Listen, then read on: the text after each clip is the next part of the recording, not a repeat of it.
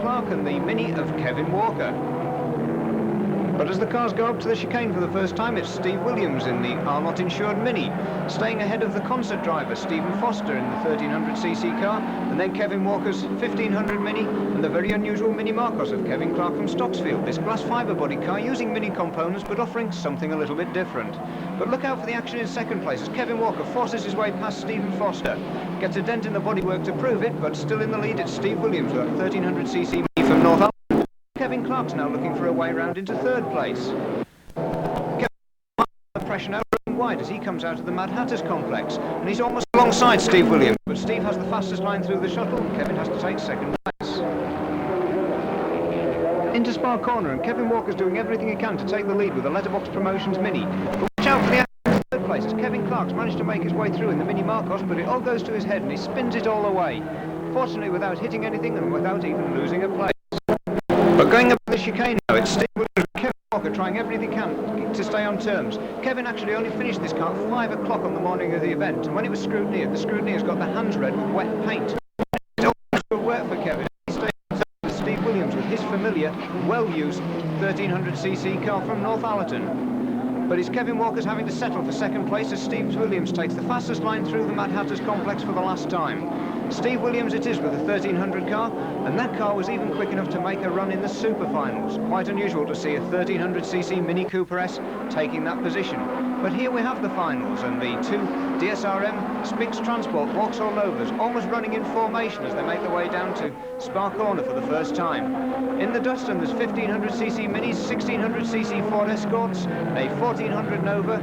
Tremendous variety here in the Formula C finals here at Croft. But as the field makes its way through the chicane, it's the Novas running 1-2 at the front with Ray Greenbank in the ex-Michael Shield Fiesta up into third place. And bear in mind this is Ray's only his second rallycross meeting, so tremendous outing from Ray Greenbank. Tony Birkbeck's in fourth place with the other Vauxhall Nova, the 1400cc car, but at the moment it's Russ Spink and Peter Rucroft running 1-2 with the Spinks Transport cars at the head of the field. So completing their first lap, and it looks as if Russ Spink has got this in the bag. He's certainly not letting Pete Rucroft have any room to make a move down one side or the other, and Peter seems to be quite happy to settle for his second place and help his points total for the Croft Championship. And as the cars make their way to the chicane for the second time, I don't think I've ever seen a situation where two cars have dominated a category of racing quite so much as these two Vauxhall Novas have tied up the Formula C category here at Croft over the winter. And certainly Pete Rucroft and Russ Spink have proved their ability as top-class rallycross drivers, all from our own local area.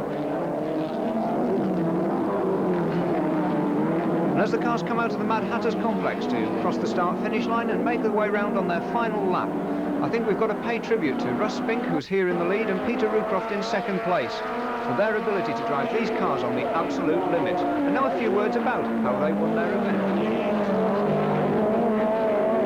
Obviously, as far as the Croft Championship's concerned, Michael Shield's gearbox problems today gave you a chance to pull back a little bit on the power with the four-wheel drive Group B car. What do you think the chances are for the rest of the rounds here at Croft and also for the 88 season? Well, I hope it's going to go very well. In the Formula C class, I hope to be going very well indeed, but overall, I don't know because you have to drop a round, I think, in the final, so we don't really know until the end of the season. So is it going to be a battle right down to the line between both the Spinks Transport cars? Yeah, yes, I haven't got much chance because I did a round down at Lyddon when the first round was on up here. I raced at Lyddon, so I've already dropped one round. So anything could happen yet. So it looks as if it's down to you, Russ. Going to be one of the area's leading rallycross drivers certainly already, and possibly a national championship at the end of the season. I hope so, yes, it'll go down very well. Just in case my car breaks down, then Peter has a chance if he keeps going as well as he did today. Right, I understand other plans are in the pipeline. Are we allowed to talk about those yet? Well, sort of.